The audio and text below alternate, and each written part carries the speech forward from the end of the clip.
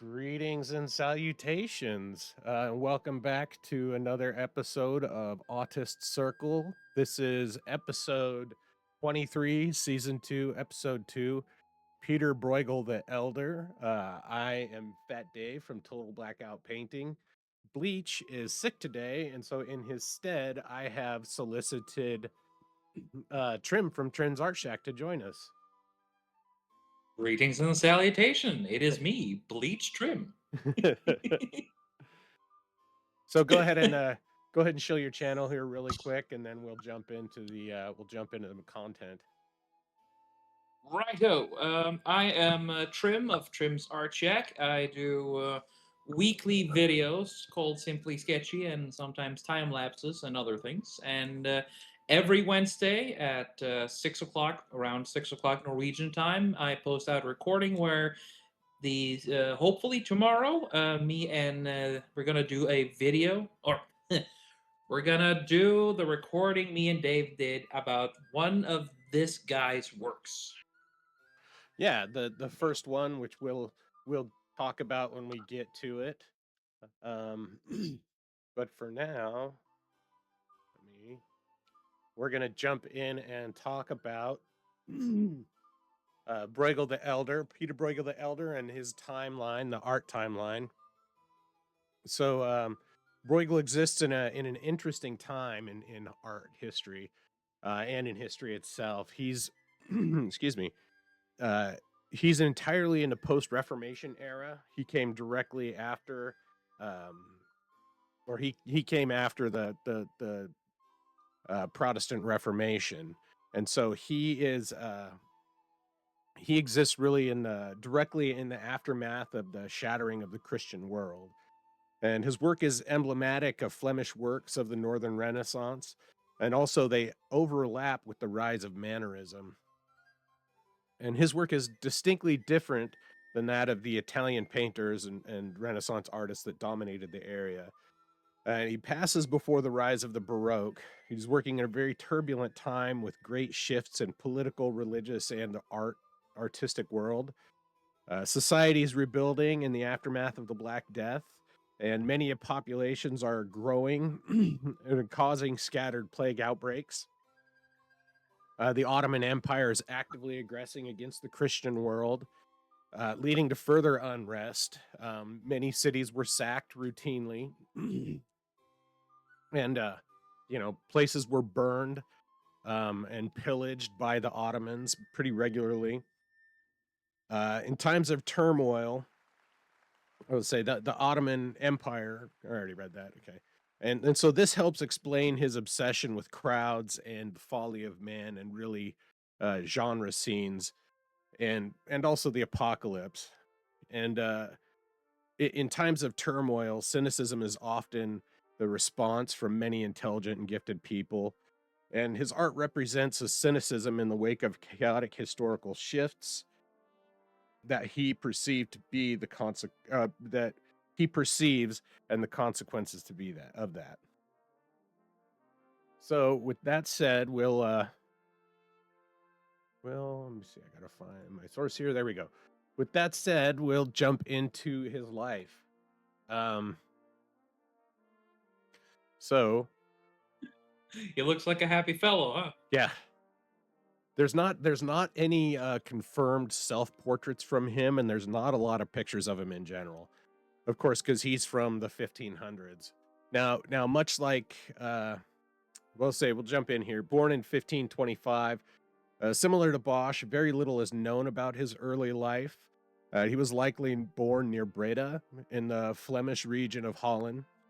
There's no surviving records of his birth and no known self portraits, and he left no personal writings of his own life. In 1540s, he trained in Antwerp, which was the epicenter of art in Northern Europe and was one of the most important commercial and artistic centers in all of Europe. He under I got a frog in my throat. He apprenticed under Pieter Koke van Elst. This gentleman here, who was a very important and popular artisan of the time. He was a printmaker, amongst other things. Obviously, a painter, a printmaker, an architect, um, and he taught Bruegel about classical architecture and the Italian Renaissance theory of art. In 1551, Bruegel was admitted as a free master painter to the Antwerp Guild of St. Luke. And of course, we talked about, you weren't here, but we talked about during Artemisia Gentileschi and during Rembrandt how important it was to be introduced into a guild or one of the larger art house kind of things. It gives you some weight to push around, right? Yeah, absolutely. It gives you political connections. It gives you weight to push around. It does a lot for you. And shortly after he became a free master, which meant becoming a free master meant he was free from his apprenticeship, so he could do what he wanted. After that, he set off for Italy by way of France by taking a boat from Netherlands to France. By 1552, he had reached Reggio Calabria, where in his drawings he represented the city in flames following a Turkish Ottoman raid at the time. And then he continued on to Sicily and eventually landed in Rome in 1553. And he worked for quite a bit in Rome and did a lot of work there. And in 1554, he left Italy and returned back to Antwerp. So, this is one of his Had an prints. interesting life, that's for certain. Yeah. Sorry. This is one of his prints. This is Big Fish. It's called Big Fish Eating Little Fish. But I picked it because it's kind of symbolic of the crowded scenes that he made. Yeah. So and he did, this is obviously it's a print, and he does not do the prints himself or the engravings himself. Oftentimes he just draws them, and then the other people pick them up. So I'll talk about that in a second here. Can So I ask a question? Yeah, absolutely. The thing is, this dude has seemingly, from the art I've seen so far, is he the same or of a similar school as the dude who did the Inferno? You know, the picture, what is it called? The one where you have a depiction of hell with a lot of different demons going through? Yeah, that's Bosch. Yes, Yeah. he was heavily influenced by Hieronymus Bosch. Because Bosch was kind of a giant at the time in the area, even though this was well after Bosch's death. He picks up a lot of Bosch's kind of style and really carries on Bosch's spirit of the giant crowded scenes, but also the More freakish thing, because if you look at the sky there, you can see that fish with wings, and also the cannibalistic fish inside the fish, and of course the fish with feet walking away with another fish in its mouth. It's a very crazy and chaotic scene, and he's done a bunch of those. Oh yeah. So he was designing prints in 1555 and worked extensively for Hieronymus Koch, who was it's a funny name. But at the time, Hieronymus Koch was the most important printmaker and publisher in all of Northern Europe. And I said earlier, Bruegel himself did not do the engravings. He produced the drawings, and the engravings were based on his drawings in most instances. So this Hieronymus Koch would have a workshop with lots of apprentices or professional artists themselves, and then they would take the drawing and turn it into an engraving, usually on a brass plate or a woodcut in some instances. So, but during this time, while he was working for Hieronymus Koch, he becomes heavily influenced by the Bosch-like allegory and begins to adopt more satirical and more moral themes that showed crowded scenes and large narrative compositions. And his works take on characteristics he's known for now, is that it's a pastiche of stories used to compromise a single scene. And that can be seen in this is one of his prints. This is the Seven Deadly Sins. And as you can see, it's just um, a scattering of bodies and people all over the place. But the overall theme of the painting is, the seven deadly sins. Yeah, you can see lust, wrath, greed, gluttony, envy. It's all this dude. At least from the one we seen, the one we talked about on my recording, he is very good at making a whole, but you can find separate, distinctive pieces that each tell a story by just choosing a part of a picture of the picture and go from there. Yeah, absolutely. Very Bosch-like. Very much like the Garden of Earthly Delights by Bosch, and by many Yeah. other Bosch paintings. Of course, Garden of Earthly Delight was the only one we talked about because it's a giant 3-panel painting. And actually it's 4 panels because when it's a triptych, so when it's closed, there's actually a picture on the outside of it as well. And that was big religious allegory. Bruegel was more into, he did more genre scenes, which are scenes of everyday life, usually depicting a scene from a village and all of the things going on in there. So I will encourage anybody watching to go look at his, to go check out his other works and see just how, intricate they are. But again, they just tell one story. It's a bunch of scenes put together in one story. Yeah, it's like a book that where you have different chapters, really. Like, Yep. and what I like about him is the focus on the details. As if you just pick one thing here, and you could just if you see the giant holding that vial there with a knife in his mouth, and between the jar or the basin where the two, I assume, lovers are sitting, being cooked alive, you can see the people inside the castle gate opening. Yeah.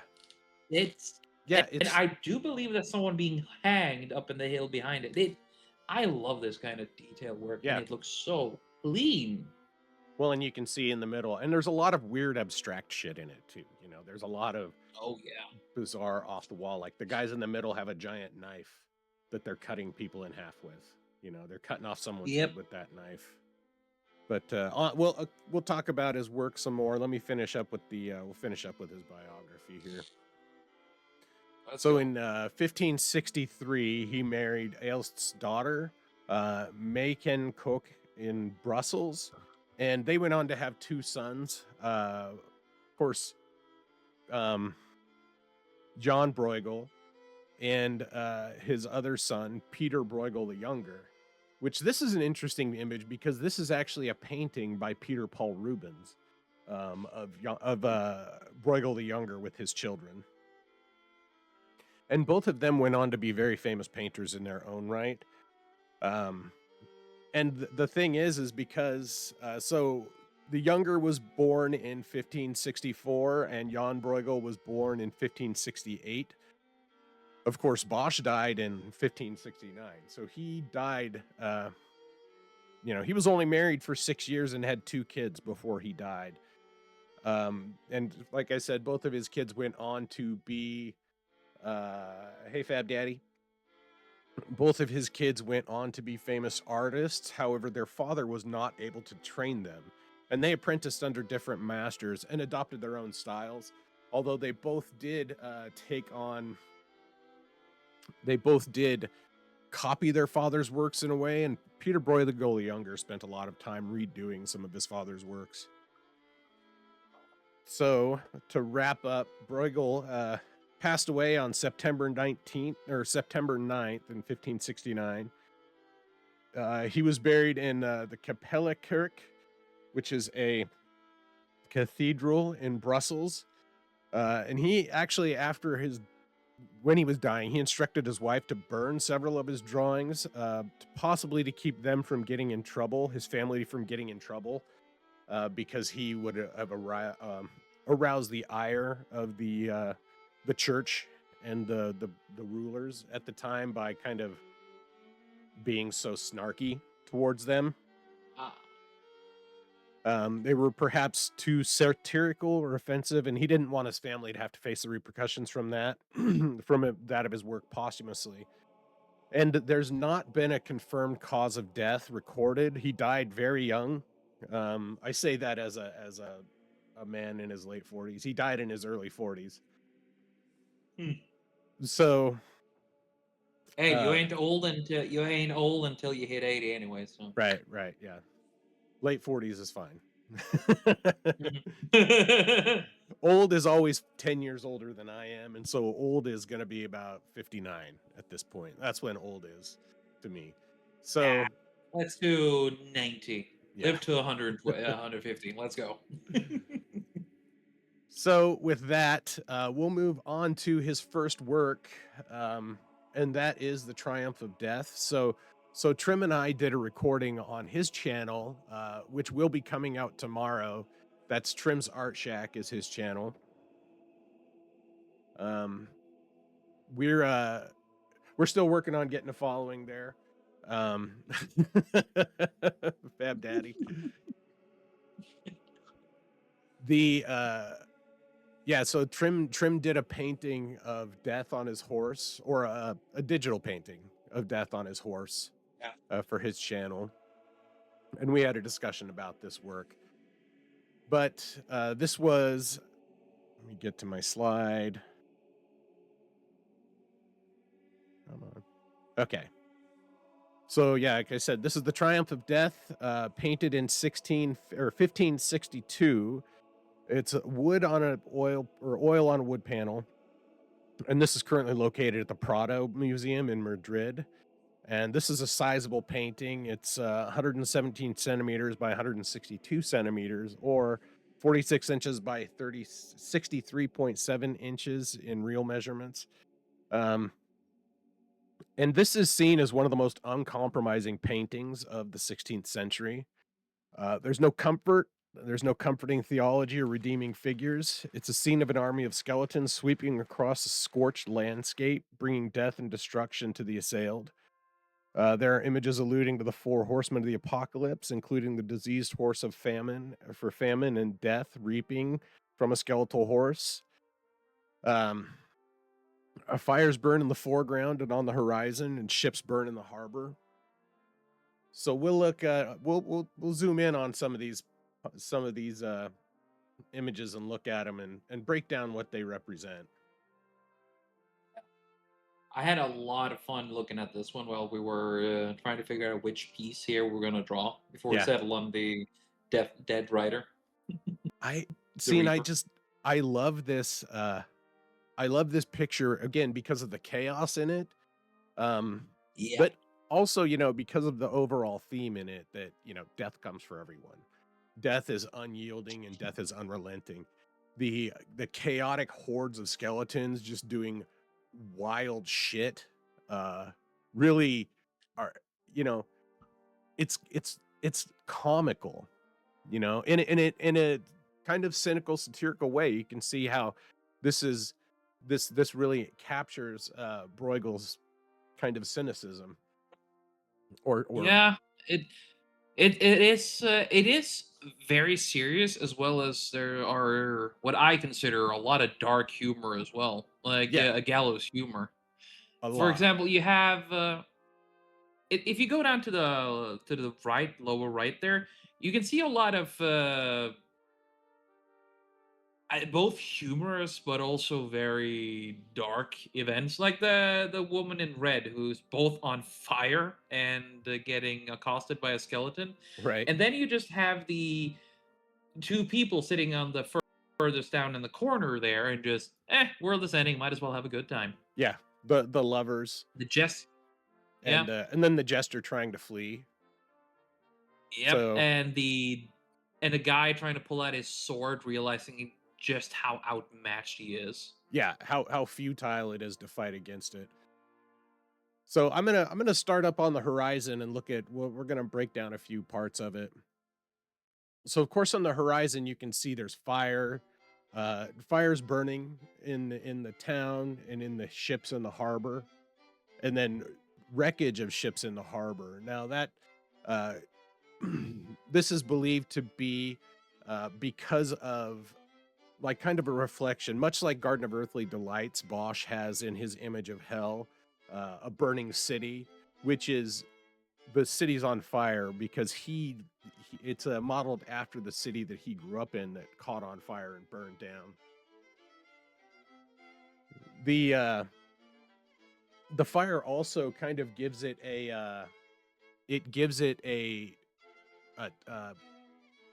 a kind of time aspect to it, in that it isn't just like an instant that this has happened. It's that this has a timeline that it's happened against.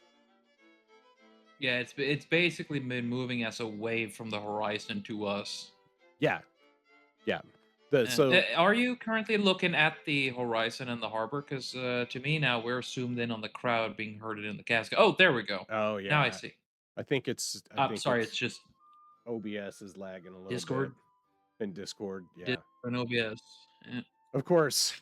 So next, this tower in the harbor is also a pretty powerful symbol because the towers in the harbor back then were often meant as like gatekeeping things. They kept people from, um,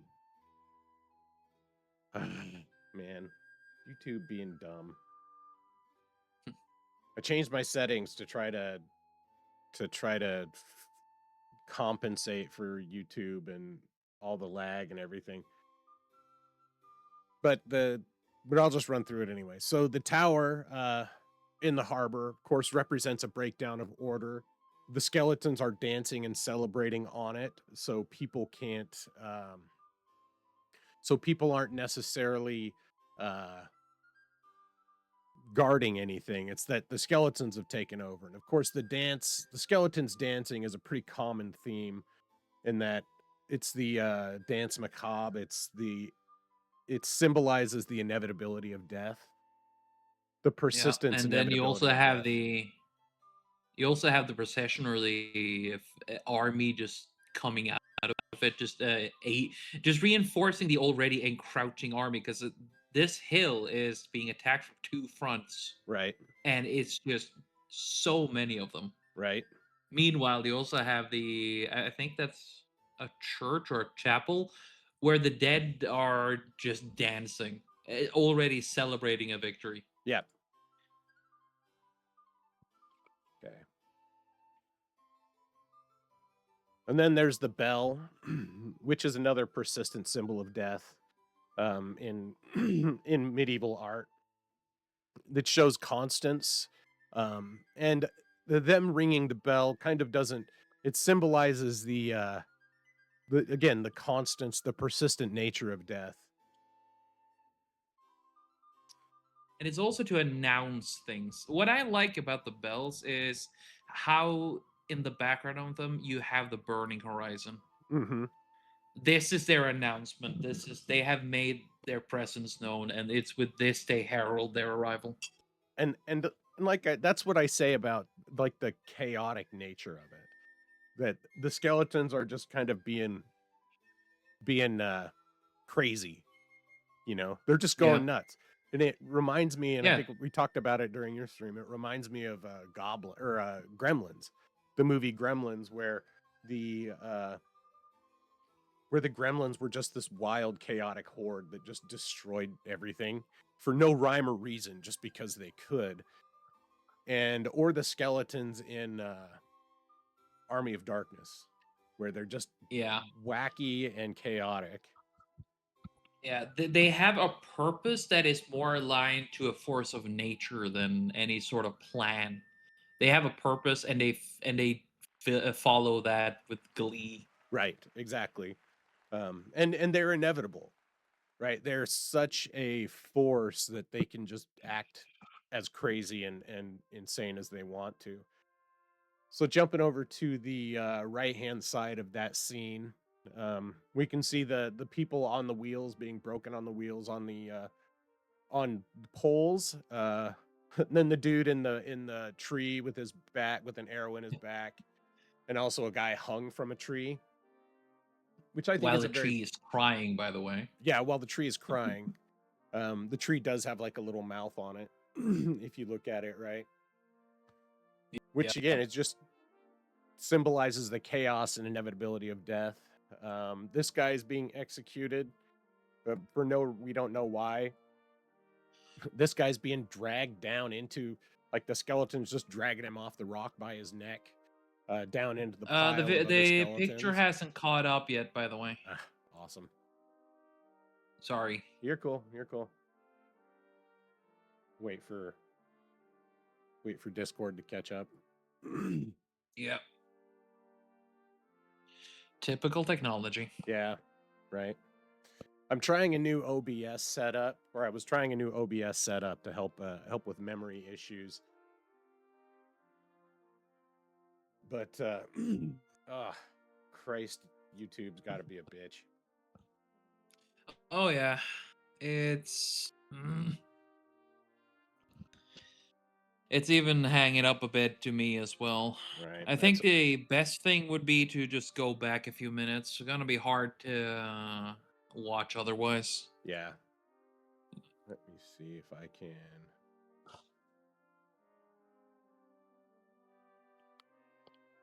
Let's see if I can do anything to try to speed it up a little bit. Yeah. While we do that, I remember Fab Daddy asked a question. How do you guys feel about AI art? Can AI outdo humans? Uh, on that one, I am of the solid meaning that AI is a tool, nothing more. It's there to it's there to be used to level out the fields where you can't do certain things. So using AI to give you a start. Oh, there it is. Using AI Okay. to give you a reference piece or an inspiration to make something out of, that is legit. Or for someone who's not good at writing stories, he can make AI generate a story, and from there he can work on it more to make it his own. Yeah. They give them the starting push, basically.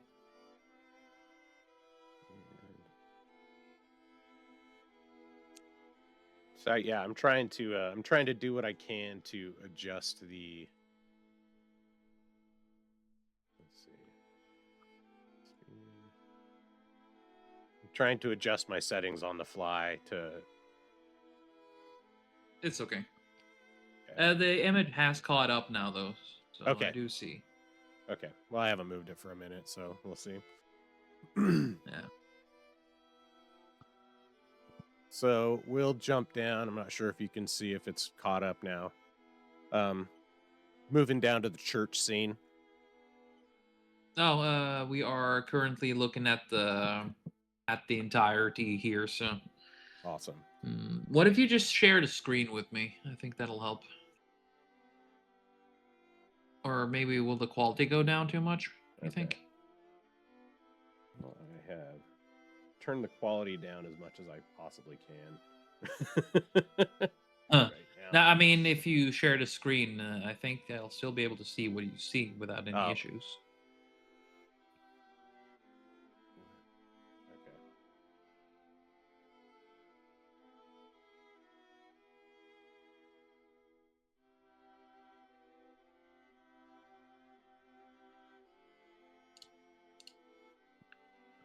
There we go. Okay, there's the. I'm sharing the application with you. Oh, there we are. Yeah, now I can see perfectly. Kill the virtual camera, and hopefully that'll do that. Turn off the camera there. Yeah, virtual camera drags a lot of stuff. Hopefully that'll trying to make it speed up a little bit more, but man, what a pain in the ass. So anyhow, we'll just carry on. So the you can see the skeletons acting chaotically. They've got this guy by the millstone with a millstone around his neck, and they're throwing him into the water. And the water, of course, looks kind of black and oily. So I think further symbolizing just the chaotic nature of the scene. Yeah. Or more maybe rot and decay. You also have what I assume is a bloated corpse above it, just floating there, Yeah, while you also have people being pushed and dragged into the water around there as well. right. So the water is putrefying. It's putrefied, so it's covered in like black pollution and oil.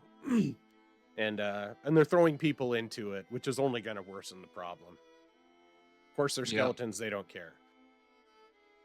The famine horse, the horse with the skeleton with the bell on the sickly horse, um, and they're hauling a it's hauling a cart full of skulls. While there's a skeleton playing a hurdy gurdy on the back on there, um, kind of mocking the whole scene.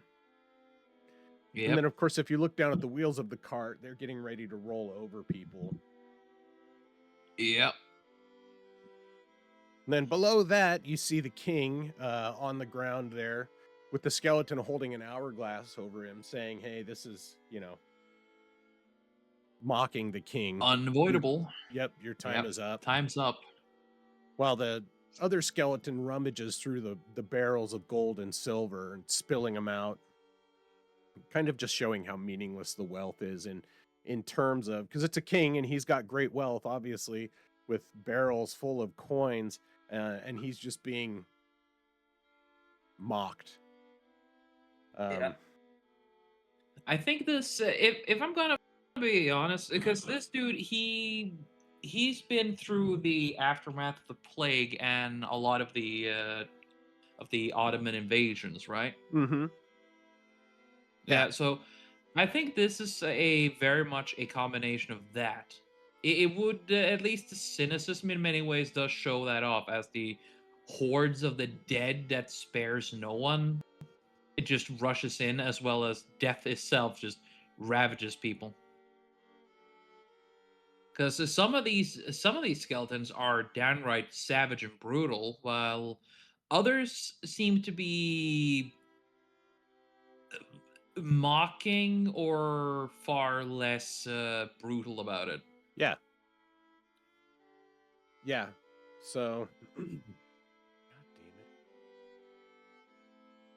So frustrated by YouTube being a bitch sometimes. It's actually probably not YouTube. It's probably just OBS being shitty. So Just a shitty I'm combination. I'm looking into a replacement for that too. But anyhow, carrying on with the piece. To follow on with the chaotic nature, of course, the skeleton in the middle with the skeleton death with the scythe reaping people and pushing them into a coffin-like box, um, where they may be seeking refuge, but there's really no refuge from death, and it's a Yeah, trap. there's prison bars and everything over there, so they're just being locked into a casket. Yep, they're being all herded into a casket, and there's such an overwhelmingly huge horde of skeletons that there's no reprieve. There's no escape from death.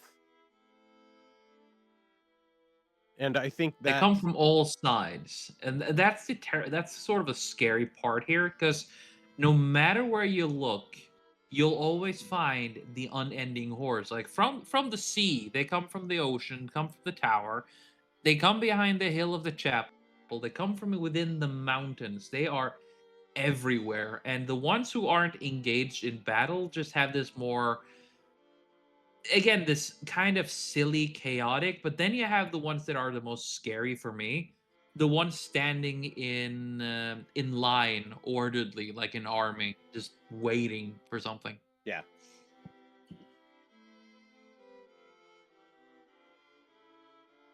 I'm checking my system And then you have resources to that see if wagon there's on anything I can fire. fix there.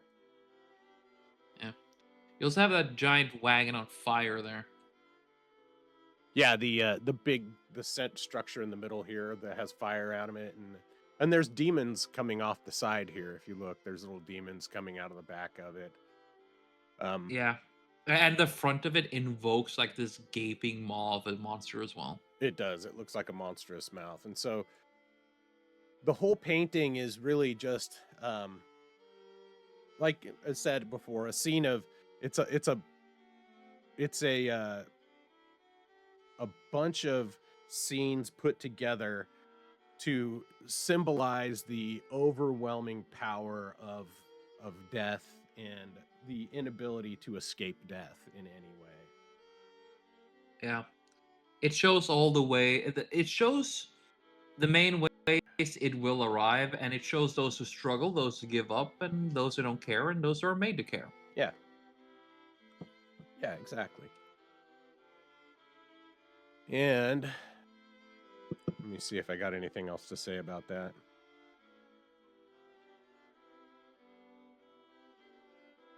So yeah, the painting overall represents the inevitability of death and divine judgment. That there is no redemption, and the image is unsentimental and bleak, which really reflected Bruegel's worldview and the world he observed, where religious wars and plague rampaged the world, sparing no one in Christendom.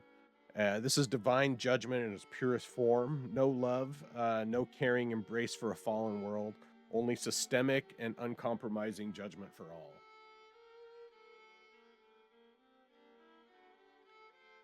So, A bit of a what's it called? A bit of a cynical view of the world, as you mentioned earlier. yeah, yeah. Well, it's gonna keep being sucky, so we'll just carry on. Um, YouTube's not gonna let up. So we'll move on to the Tower of Babel. Yeah. The next work, Tower of Babel from 1563. This is another oil on wood panel. Another rather large painting, 114 by 155 centimeters or 45 by 61 inches. And this is currently in the Kunsthistorisches Museum in Vienna. This depicts the biblical story of the Tower of Babel, where men's folly led to the scattering of languages and people across the world. Are you showing it off now? Nope. I gotta switch my Discords. I gotta switch my Discord. Give me a second, and I'll put it up here. There it is. Okay. There we go. You got it. Oh yeah, this one I am the most familiar with. Oh Yeah. the stream closed. Okay. Sorry, stream closed. Nothing but friggin' nothing but technical problems. Wonderful. This is what happens when you bring me along, dude. And that's what happens when you bring someone with minus 40 tech abilities. Huh. Oh, anyhow, again, this is the first. Yeah, this is the one I didn't know his name, but this is the first work I've seen off him because this one is very, very popular. yeah, this is one of his most popular works. Of course, because it's a religious work, but also it's a very huge and interesting painting that shows a lot of. It shows again more of his ideals, and the way he takes an entire scene or takes little parts of a scene to tell a whole story. So from a distance, it looks like the scene looks like it's in progress, but the more you zoom in, the more problems you see beginning to creep in. There's cracked, crumbling walls, uneven foundations, and conflicting and contrary architectural styles, with impossible to climb ramps and stairs, and ramps that lead to nowhere, and stairs that are completely out of place. Yep, There's and there's chaos down in the corners, and stuff is falling down. Yep, yeah, it's falling apart. And it really kind of represents that there's no coordination. So there's a bunch of groups working independently. Everybody's working on their own thing. There's a bunch of different types of architecture. There's arches in places, there's windows in other places that really don't make a whole lot of sense. There's kind of Roman architecture built in here, and the Gothic architecture as well. Uh, the workers they're incapable of seeing the system as a whole because they're small working on something gigantic, and they don't have any direction. And this Yeah. represents how individuals are really incapable of seeing God's plan and working and counterdicting God's plan with their own labors. Because their labors are ultimately fruitless as they labor to subvert the will of God, which can't be subverted. Yeah. It's what I like about this one. It is the Tower of Babel is in many ways a representation of man's hubris, and it was essentially the last time united humanity under a single language before God gave them different tongues. Essentially, it's one of the stories that explains why people had different languages, I think. But I like the concept of it, and what the best part here, it adds that cynicism you mentioned before, and it shows that even during its construction, during Babylonia as a nation, they still could manage to do it properly either. So the project was doomed from the start, Right. essentially.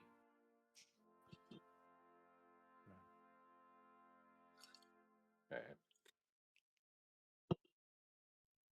And I'm still trying to see about getting getting the stuff to work, but it's just not going to do Yeah. it right now. Okay.